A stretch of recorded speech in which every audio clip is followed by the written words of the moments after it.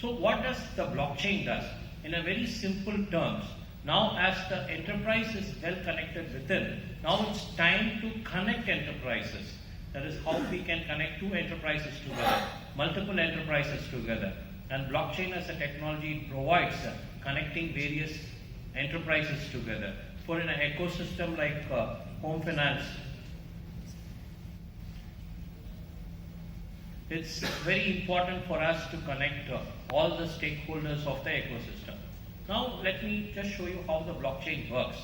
Any transaction that takes place within an organization, it gets published into a public network, which is a P2P network, where it gets validated for the uniqueness of the transaction. Once the uniqueness of the transaction is validated, then it gets published over there in the complete network, and it is available for all the stakeholders across the ecosystem to go and validate the data. The uniqueness of the data is maintained, uniqueness of the transaction is maintained, and it is available across as an individual block.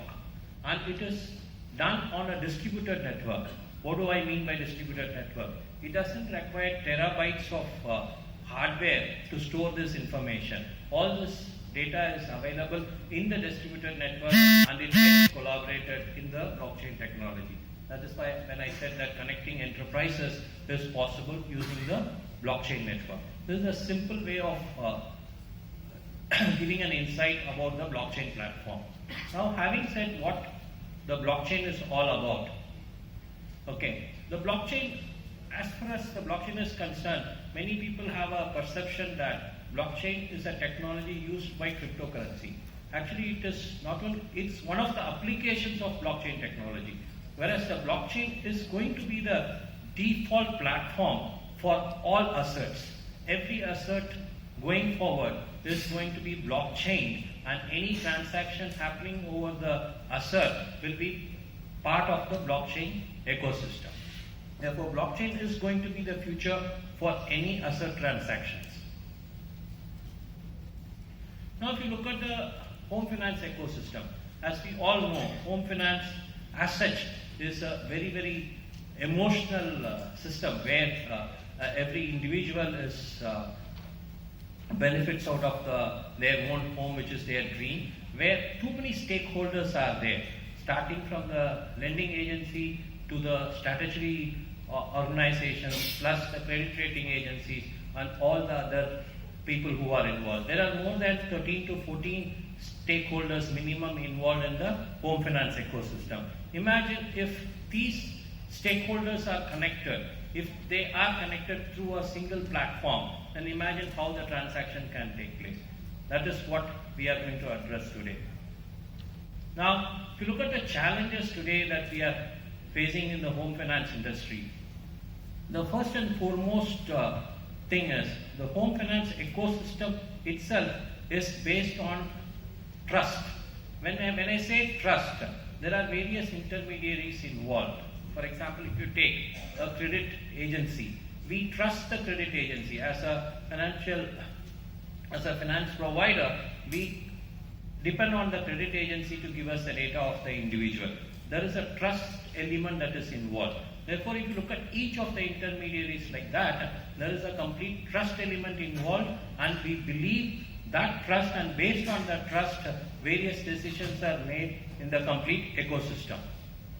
Now, if you look at the challenges based on this trust, it is there in every process of the home finance solution. That is, being it the credit assessment or underwriting worthiness, or looking at the clear title and encompassment, for which we have currently the RERA things coming up, and regulatory framework and policies, and the whole thing again boils down to the transparency across the stakeholders of the individual transaction becomes very important, and that becomes a challenge, and everything, as I said, it's built around the trust.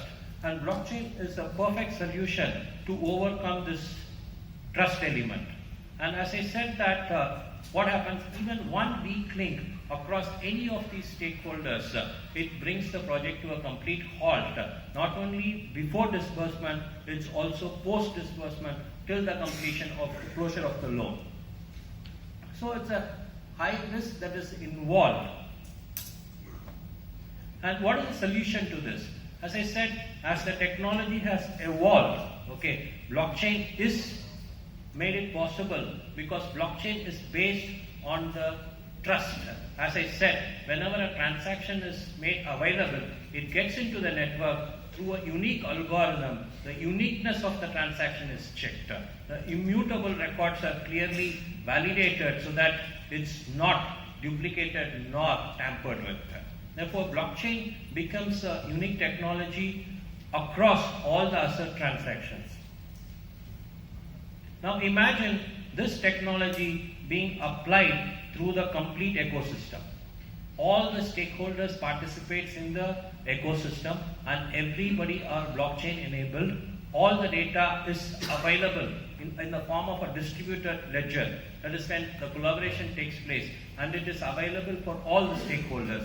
Then the complete ecosystem becomes trustworthy and it becomes very easy for each one of the stakeholders to do any transaction, and at the end of the day it benefits all the stakeholders.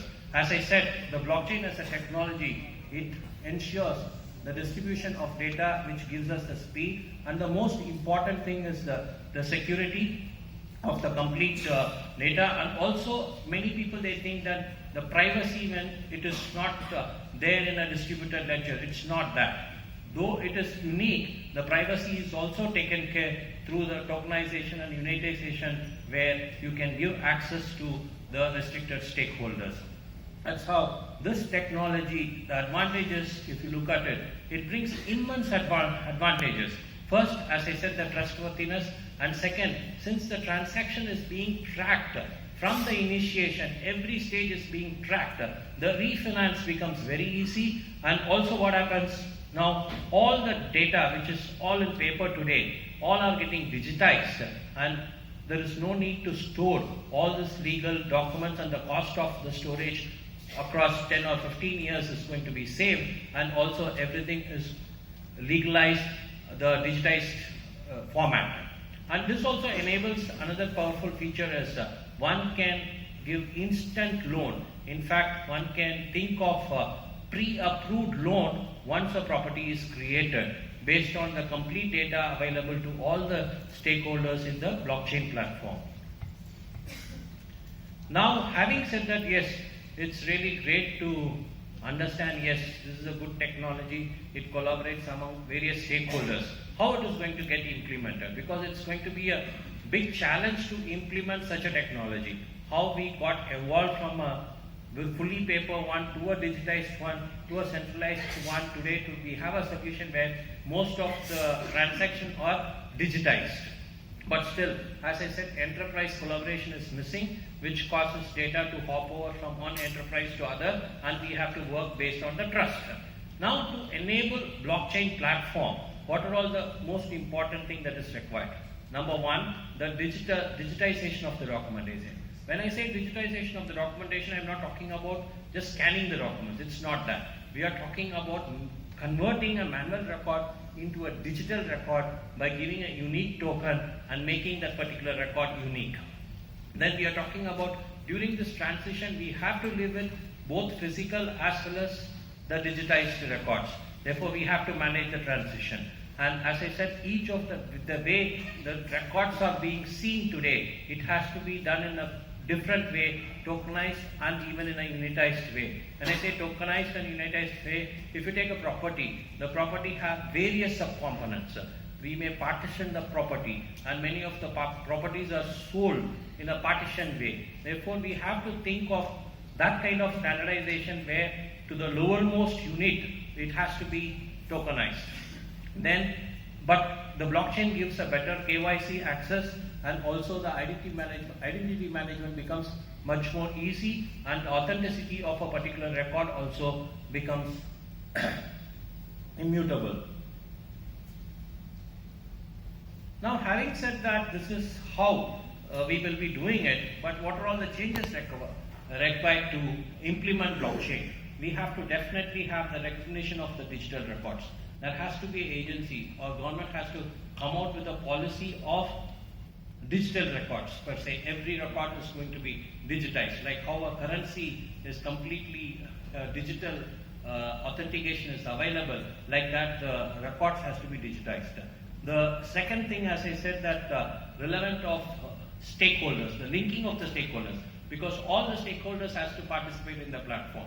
That is when this whole blockchain technology becomes a reality. Then again, redefining various laws and regulations is going to be essential so that the blockchain can accommodate all the rules that is required for the ecosystem.